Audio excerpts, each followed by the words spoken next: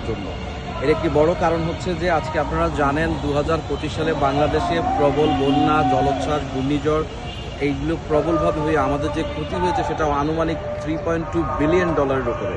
এবং শুধু এখানেই নয়, আমাদের সমুদ্র পৃষ্ঠের উচ্চতা বাড়ছে, আমাদের লবণাক্ততার কারণে প্রতি বছর 17%-এরও বেশি আমাদের জমি লবণাক্ত হচ্ছে। ফলশ্রুতিতে আমরা চাষযোগ্য হারাচ্ছি, কৃষক তার কর্মসংস্থান হারাচ্ছে, দেশে তার উৎপাদন কমছে এবং বৈশ্বিকভাবে আমরা একটা ঝুঁকিতে পড়ে যাচ্ছি।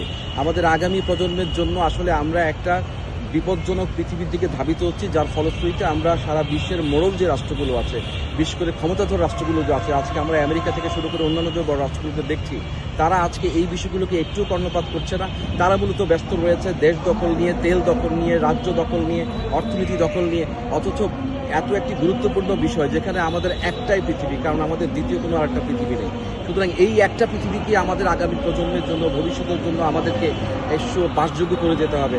আজকে অর্থনৈতিকভাবে আমরা ব্যাপক ক্ষতিগ্রস্ত হচ্ছি।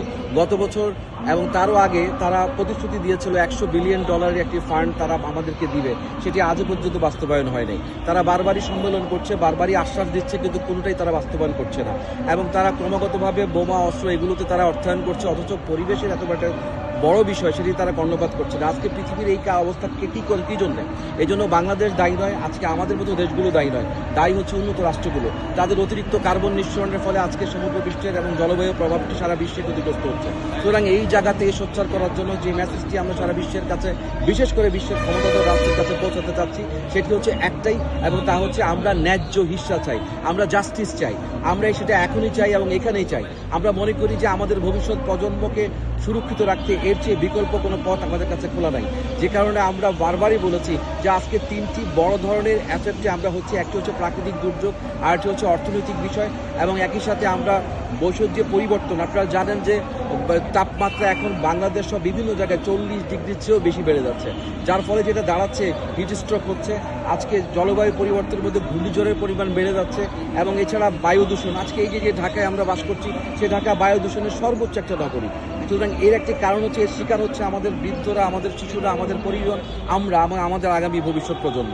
আমরা এই ক্লাইমেট ফর জাস্টিস থেকে একটা মেসেজ শুধু দিতে চাচ্ছি, সেটা হচ্ছে অনতিবিলম্বে যত পৃথিবীতে যত বা বিশেষ করে এই কয়লাজনিত এবং বিশেষ করে কার্বন নিঃসরণের এমন প্রকল্পগুলো বন্ধ করতে হবে, এবং জীবাশ্ম জ্বালানিকে অর্থায়ন করতে হবে, এবং আমাদের যে পাঠ্যসূচি বই আছে সে বইতে ক্লাইমেটের উপরে আমাদের অধ্যায় সেটা সংযুক্ত করতে হবে, এবং একই সাথে এই সারা বাংলাদেশে 10 কোটি গাছ লাগানোর জোর দাবি জানাচ্ছি।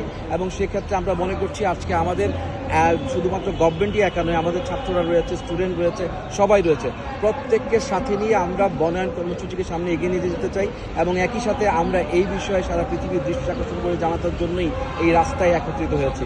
ধন্যবাদ আপনাকে।